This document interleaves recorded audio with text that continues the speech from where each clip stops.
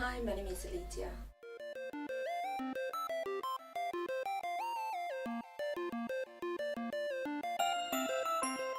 The food I'm going to make today is bœuf bourguignon.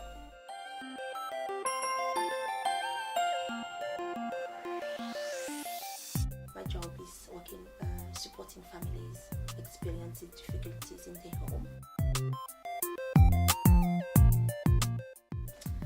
Well, the reason I choose this dish is because it's a French dish. I'm come from the Caribbean.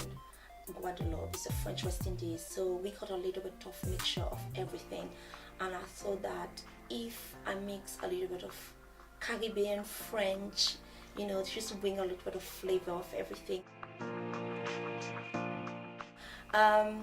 But the beef bourguignon is a French dish, but what I did, I mixed a lot of different spices. So I mixed Asian spices, Caribbean spices, and also French spices. I found it very difficult when I left Paris, to come to live here, because I learned the language from the basic. I have to start from the alphabet really, and I've been to school full time, to learn the language.